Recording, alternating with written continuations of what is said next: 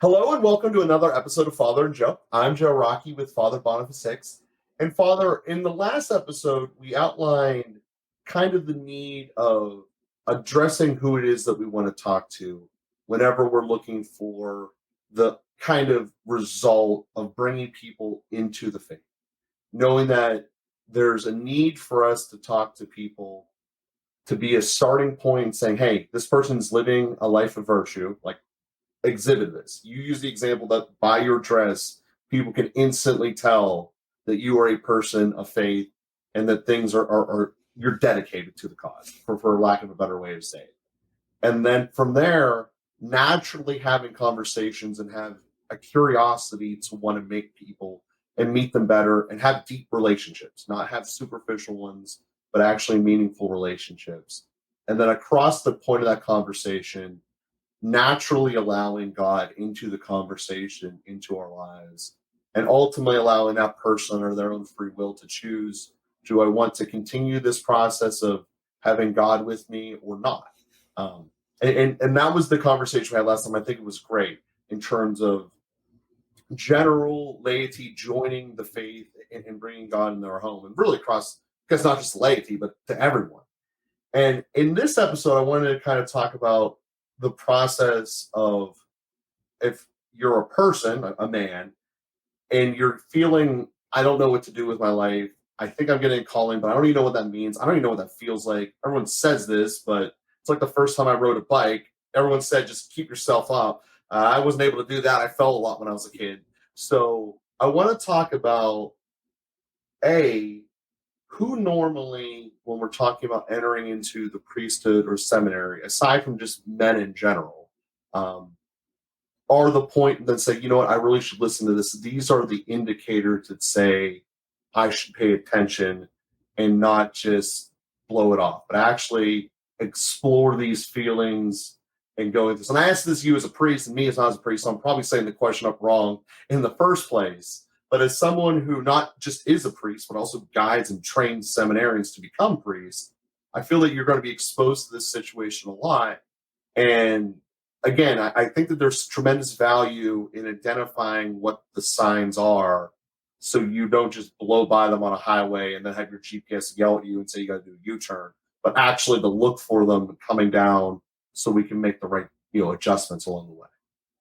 And the signs of, say again? The signs of whenever there's a stirring inside you that maybe I should look into considering what this whole being a seminarian or becoming closer to God in a priest-servant type way would actually feel like, look like, etc. Right. Yeah, that's a great question. And I'd say that, the basic starting point, it is kind of amazing how we tend to take for granted, certain thought processes, or like even the fact that I'm asking this question, or maybe even that, you perked up a little bit when a person perked up when they heard you ask that question, Joe, like, oh yeah, tell me about that. Whereas other people are, changing the dial or something because it's like a non-issue in their life and it's not that interesting or something like that. So just the fact that you notice certain things, that you're thinking about certain things, pay attention to that. The thoughts that are coming up there. We have a radio program on WAOB, on We Are One Body Radio, that's dedicated to the faith journey of priests. And so I have interviewed, I don't know, over 100 priests at least, about their faith journey. And it's fascinating, the differences, just comes in so many different ways. But certainly for people who are raised in the faith, those signs early on in life that this was something that was interesting, that was attractive, that was, drew them in some way, matters. In other cases, it arises later when one starts to feel a certain futility, perhaps, around like, what's this about? I was just interviewing a guy who, he was almost on the ground floor of the development of like Windows, Microsoft. So he worked with Steve Allen and then developed a security networking firm. And anyway, he was hugely successful, wrote a book that was, like one of the first books about the internet, if you can imagine, Mhm. the like uh, the dummy's guide or whatever to the internet. Like he wrote that. And so, but as things went on in his life, he started to ask those questions of like, where's this all going? What does this mean? What's the purpose of this? And those kinds of restlessness are important to pay attention to. Um, questions of purpose and even eternal purpose. Some people are really just really drawn to prayer, and it's any younger people I know who go to daily mass. A young man in his 20s who goes to daily mass will get the question from every 80-year-old woman at daily mass, like, do you ever think about becoming a priest? And it's not a bad question, because somebody who's drawn to prayer in that more dedicated, a little bit more intense way. I mean, I think all of us who are serious about the faith value daily mass.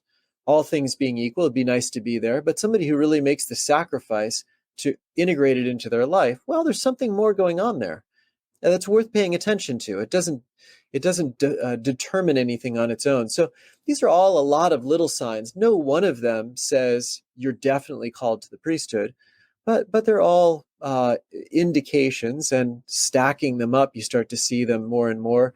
Um, and then just asking the question, spending a little bit more time in silence, a little more time in prayer, and asking God the question of, where are you leading my life? What do you have for me? What do you want from me? And then those also tend to come back with certain things as we feel in the silence, and God does work through our feelings, our hearts being inflamed with love, being moved to peace, being moved to tears, having a real surge of faith or of hope, spiritual joy. As we maybe imagine ourselves, someone imagines himself as a priest, or a woman imagines herself as a nun, a consecrated sister. What kinds of things come up there, and what are some of the feelings?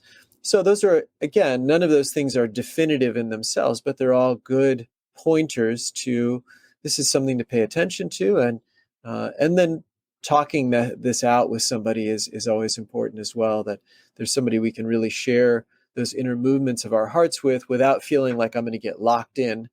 I said, I've thought about being a priest, and suddenly I'm signing on the dotted line or something. It's not actually that way anywhere in the church, but somebody that's we can share that with, and we're not afraid that they're going to force us in a direction, is really important person to have, a spiritual director, a spiritual companion that we can talk to. So anyway, I listed a number of different things. If you want me to expand more on that, or dive into any of those things, I'm happy to do that. Well, I think there's a lot of great starting points there, and I think that there's a lot of value to that. Beyond if even if you're looking into the priesthood, just the process there of saying, what are we naturally thinking about and inclined to think about? I think that that's one of the things as people that, as you said, we take for granted. And this is why one of the things, like stepping out of your zone, it, doing something such as a retreat, where you literally just focus upon those types of questions. What is it I think about? What is it that I'm drawn to? And if you can create a pattern within yourself. Some people do this as the Mass. I know a couple of weeks ago I discussed the beginning of the Mass when we do the calling of our sins. And we had the conversation around this. What is it I think about? What is it driving me in the direction in which we're going in here? And to not take that for granted, I think, is a very important point. And then it opens the door to all these other possibilities. And I think that there was another couple of important things you said there. First is that there's no one path. There is no, you have to be this way to be here. It's not like being a center in the NBA where you got to be at least 6'10". That's not what being a priest is. There's no one way to being there aside from being a man. That's the only real requirement. And I think it is important to note that a lot of guys start the priesthood when they're in their 20s. And if you're feeling at that point in a stage when, I mean, let's face it, most American guys are confused in their 20s. It's just part of life, right? And it goes for a lot of reasons. But part of it is not knowing how we're thinking or reacting or understanding what's going on and trying to force things into areas where we aren't. And I think the final point you made there about how having thoughts about this don't lock you in. And it doesn't, and I think that this is another element. This might be me imposing something here. Just because you think about something and you choose not to do it doesn't make you a bad person. Whether that be asking someone out or choosing a job path or whatever, you have the right to say, I explored something, I put some time and effort into it, but ultimately the decision was no. That's okay. And I think that that's an important thing to bring up there, because I feel that so many people don't give themselves that latitude and freedom to say, if I invest any time, effort, or energy, and then I don't choose to do it, it's a waste. When the reality is that's not true. Learning how to do something, exploring, go, oh, that's not where I want to be. There's actually a lot of value in that. You learn about yourself, you learn about the process. And I wanted to spend a minute on that, because those are all important points you said there. I think that it's very, very valuable for all of us, regardless of our status of life, to think about and to potentially integrate into ourselves. Well, and that's a great point that you bring up, Joe, is this, what we often call discernment, asking the question, reflecting on my life, paying attention to interior movements that are part of being in relationship with God, and allowing my life to develop and grow according to how He made me, to say it in a simple way. And so, although we focus a lot of energy on those special vocations to priesthood or religious life, because they are essentially supernatural, they're not part of the natural order. We didn't normally have celibacy prior to Christ, not in any widespread way. And so those are certainly remarkable pathways, and we're really not going to get there without some divine inspiration. But fundamentally, all of us should be in a process of what we could call a personal vocational discernment. Even within priesthood or religious life, there's a certain kind of personal vocational discernment. I do a particular thing as a priest, and other people do other things. So, but asking that question about personal vocation is really valuable. And then how do we explore those things? And everybody's a little bit different, but a lot of times we explore those things by trying them, by asking the question, by exploring them. You know, we've had some people, for example, start our spiritual direction program, take the first class, and then really love it, appreciate the material, and also feel like this is not the direction that the Lord's leading them. Now, what do they walk away with? They walk away with some real formation, probably some listening skills, some more knowledge about interiority, and some experience in prayer. And they're not going to use it in the way that our program normally is designed for. There's no loss in that. And so, like you said, try stuff out, ask the questions, or maybe you get kind of interested about nuclear engineering or something. And so you go and seek out a nuclear engineer and talk to him about what he does on a daily basis. And you learn a lot of things, you make some connections, and you decide, this is definitely not what the Lord has made me for. And so, that sort of trial and error or exploration and discernment process is a really good one, as you said, for every area of life. And even if you're in a situation like you're in, Joe, you have your own business, and then you kind of ventured out into the podcast world and figured out a few things in that direction, and that kind of stuck. I imagine you ventured out in a few other directions, and it's been like, yeah, I don't think this is totally the thing. It's not just a matter of me not being good enough at it yet. It's just really not what I need to invest my time in. And that's a really good discovery. Positive discoveries of what we are made for and negative discoveries of what we're not made for are both valuable. Yeah, and that's something that's incredibly important, I think, for people to know, that it's not a problem to say no. It's not a problem to say that this isn't the right direction, and that so many people, I think, live in that space of letting someone down, letting themselves down, having to have a conversation where I don't want to do that, is scarier than actually exploring it. And one of the things that I think that I really have understood having a 2-year-old running around is that the curiosity and dependency that Jesus said about living as a child is basically comes down to that curiosity and dependency. And turning yourself off to this conversation we had is turning off curiosity. And in a way, it's going against what the Bible says is living your life through the eyes of a child. And if you're raising your kid correctly, there is no fear for them trying things. This is how we get people to eat different types of food and etc. Try stuff. And whether it be taking the special off the lunch menu that you've never had before because it sounds weird, like it's from a country you've never heard of and you couldn't spell it if your life depended on you. Well, maybe that's worth trying. Right? It's a little step today. But we can see it with our foods like, oh, worst case scenario is, I didn't like it, I don't order it next time. But when we look at these bigger decisions of, should I talk to a priest to see what that was like, to see if the things that I'm feeling might be something, or they might just be, I don't understand my emotions yet because I'm 20 and no one understands their emotions when they're 20, which is okay.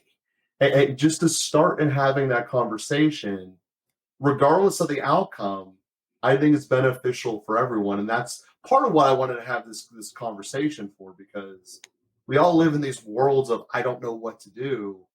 And having, talking to someone about it, making these deep relationships with a priest was starting with the conversation from last episode of, you're not trying to sell something. You're trying to make a relationship and get to know each other. So therefore, you're not in a spot where I'm going to get forced down a hole. It's just trying to learn me and be understanding, rather than if I go to a car dealership and say, I want to buy a car. Well, guess what? You're coming out whatever brand is on that's car dealership's window, whether you like it or not. And this isn't that thing when you talk to a priest. You're going to have an open relationship. And again, whether you end up in whatever direction, you're going to be better off for the experience, as you mentioned before. And I just think that was something I wanted to make sure that we talked about in this episode. I thought was very important. So, Father, if you have any final thoughts, I don't want to cut you off. I know this is your area of expertise more than ever could be mine. But I want to give you a chance to share them with our audience here. No, I think it's great. It's great that you brought up these topics, and I think just the invitation again for all of us to just open our hearts in prayer and know that the Lord loves us. So a lot of times these things get twisted up when people have some different God images, and that often is an overflow from various childhood things. But knowing that we are in the presence of a God who really loves us, a really loving Father who has made us, who knows us and wants the best for us, and then to ask Him in prayer, take that question inside of where's another step that I can take, where's a place that I can explore, where's another area in my life maybe that is ready to start growing, and another direction I can explore. So I think it's good for all of us to open up to that. And if we're hesitant to open up to that, and there's no shame in that, that's fine. For a lot of different reasons, people are afraid God's going to call them to some kind of radical change or something like that. That's fine too. Notice that, and be curious about that. Where's that coming from? Where's that fear coming from? So just those kind of simple invitations to just ask that question. Where's God leading me? And what a beautiful call to self-reflection, in which we all can do moving forward here through the next weeks and beyond. So we will be with you again next week, and we thank you guys very much for listening.